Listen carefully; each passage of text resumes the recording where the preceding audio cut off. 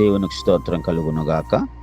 ప్రభువునందు ప్రియమైన బిడ్డలకు ప్రభువు నామములో శుభములు కలుగునుగాక.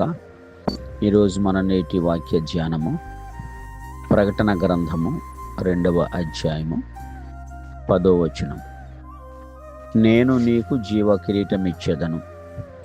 ప్రభువారు తెలియచేయుచున్న మాట స్మరణ సంఘానికి.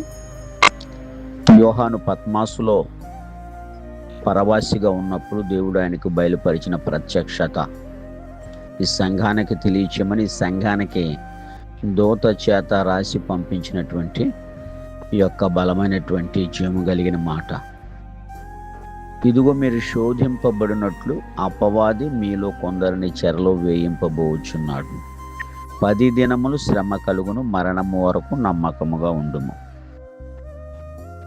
సాతాను చెరలో వేయడానికి సిద్ధంగా ఉన్నాడు. శోధించి, శోధన ఎవరికి వస్తుంది?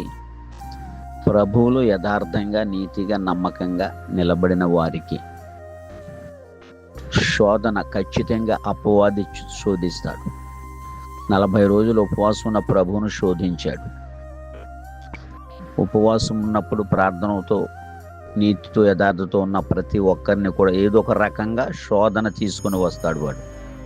శోధన లేకపోతే మన విశ్వాస జీవితానికి ఆ పరీక్షలో ఎలా పాస్ అవుతాము? కాబట్టి ఇక్కడ అపవాది మీలో కొందరిని చెరలో వేయింపబోచున్నాడు, జైల్లో వేసేస్తాడు. ఉన్నదన్నట్టు చెప్పిన యోహాను వేయించాడు.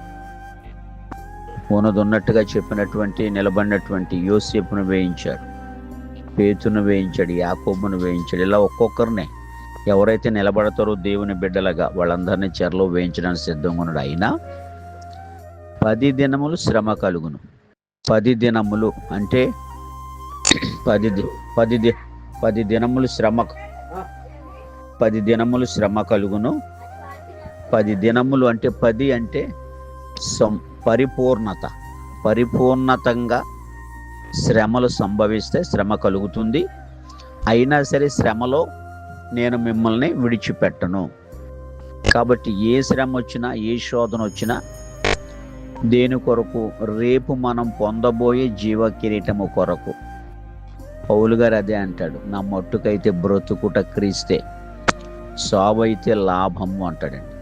అంటే రేపు జీవ కిరీటాన్ని పొందాలి, నిత్య జీవంలో ప్రవేశించాలి అంటే ఈ భూమి మీద సంఘములో ఎవరైతే ప్రభు కొరకు నిలబడతారో, జీవిస్తారో, ఈ స్మరణ సంఘము కూడా అలాగే నిలబడింది, జీవించింది. కాబట్టి శ్రమ కలుగుతుంది, శోధన రెడీగా ఉంది, శోధింపబడినట్లు అన్నాడు. అందుకే కలుగును.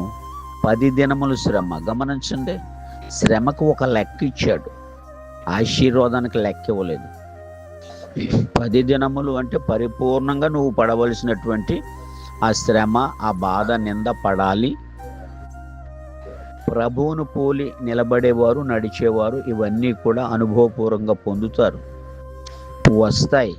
ధైర్యం తెచ్చుకుని మనం నిలబడి వాక్యం మీద, ప్రభువారి మీద మనం ఆధారపడితే ఈ శ్రమ కానీ, మరణము కానీ ఏమీ చేయలేదు. అందుకే అన్నాడు 10 దినములు శ్రమ కలుగును, మరణము వరకు నమ్మకముగా ఉండు. మరణము వరకు నమ్మకం ఉండాలి. మధ్యలో డ్రాప్ అయిపోతే కుదరదు, మధ్యలో వెనక్కి తిరిగిపోతే కుదరదు. నాగటి మీద చెయ్యి వేసి వెనుకకు తిరిగివాడు నాకు పాత్రుడు కాడు అని సెలవిస్తుంది వాక్యం. కాబట్టి మరణము వరకు అంటే మన జీవితము ఎండ్ అయ్యే వరకు కూడా నమ్మకము. ఈ నమ్మకము అనేది చాలామంది జీవితాల్లో ఈ రోజుల్లో కనబడతలేదు. ప్రభువారే, దేవుడే డైరెక్ట్గా సాక్ష్యం ఇచ్చాడు, మోషే నా ఇల్లంతట్లో నమ్మకముగా ఉన్నాడు అని. మరి చూడండి, మోషే నమ్మకముగా ఉన్నాడు. మోషేగా బాధ్యత అప్పగించాడు. ఇశ్రాయేలు గురించి ఐగుప్తులో నుండి వాళ్ళని కానానికి నడిపించే బాధ్యత మోషే అందరిలో కూడా నమ్మకంగా ఉన్నాడు. అందువలన 101వ కీర్తన 6వ వచనంలో కూడా తెలియచేస్తుంది, దేశములో నమ్మకస్తులైన వారు నేను కనిపెడుతున్నాను అన్నాడు. మరి నమ్మకస్తులైన వారు ఎంతమంది ఉంటారు? ఏ విషయాల్లో నమ్మకంగా ఉండాలి? ప్రతి విషయంలో నమ్మకంగా ఉండాలి. అలా నమ్మకంగా ఉన్న వారిని కనిపెట్టి వారిని, అలాంటి వారికి జీవ కిరీటం ఇస్తాడు. జీవ కిరీటం మామూలు కాదు కదండి, ఇంకా అందులో మరణమే లేదు. నిత్యము జీవించే ఆ కిరీటము తీసుకొచ్చి మన నెత్తి మీద పెడతారు. ఆయన నిత్యము జీవించే దేవుడు, నిత్యము ఉండువాడు. అదే నిత్య జీవం మనకు కూడా ఇవ్వడానికి సిద్ధంగా ఉన్నాడు. కాబట్టి ఆ నిత్య జీవాన్ని పొందడానికి నీవు సిద్ధమా? మరణం వరకు నమ్మకంగా ఉంటావా? ప్రార్థించి చూడు, నిలబడి చూడు, నీ పక్షంగా ప్రభువు గొప్ప కార్యం చేస్తాడు. దేవుడి కొద్ది మాటలు దీవించునుగాక. ఆమేన్.